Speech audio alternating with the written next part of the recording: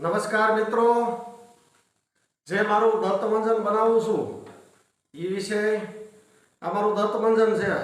મેં મારા ગ્રાહકોને એમ જ કહું છું, ગમે એવા દાઢું દુખતી હોય, દાંત કળતા હોય, રસી થઈ ગયા હોય, લોહી પડતું હોય, મોઢામાં દુર્ગંધ આવતી હોય, આ એક જ વાપરવાથી લોહી પડતું બંધ થઈ જાય છે.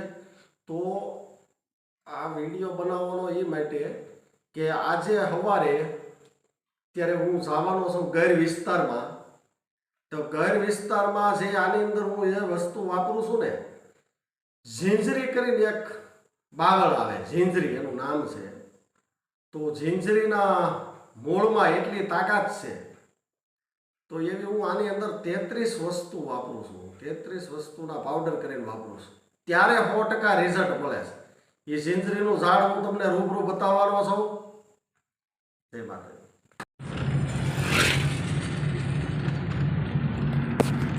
મિત્રો જોવો, અત્યારે આ વરસાદ થયો કે કેવું વાતાવરણ થઈ ગયું આખું. હરેક ઝાડવાને આપણે જોયા જ કરવી એટલા સરસ મજાના કોળાઈ ગયા છે અને સરસ મજાનું વાતાવરણ છે. એટલો દેહમાં આનંદ છે.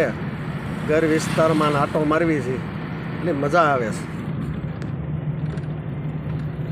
અને આજ હું તમને બીજી માહિતી એ આપવાનો છું. દાંત માટેનું એક વૃક્ષ બતાવવાનો છું.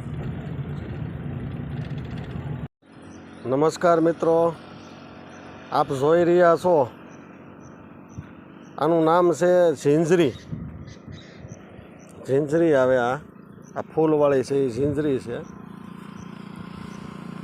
આ ઝીંઝરીની તાકાત શું છે એની વિશે થોડુંક જાણું છું, એટલે વાત તમને કરવાનો છું.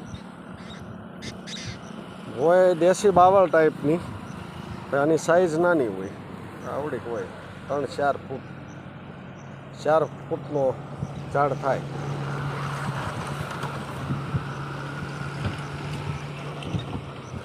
ગમે એવી દાઢું દુખતી હોય ને, કઢાવવા જવી પડે એમ હોય.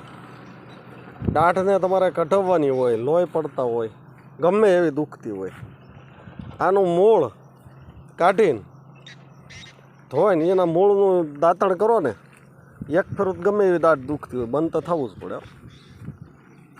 મારો પોતાનો અનુભવ છે, બરાબર. આજના નામ છે ઝીંઝરી. બહુ એટલે બહુ ફાયદાકારક. લોહી પડતું હોય, દાંત કળતા હોય, રસી થઈ ગયા હોય, ગમે હવે દાંત દુખતા હોય, 1 થી 2 ફેરું દાંતણ કરો આનું, એટલે તમારે દાંત દુખતી બંધ કરી દે. 1 ફેરું બંધ કરી જ દેવી પડે એમ.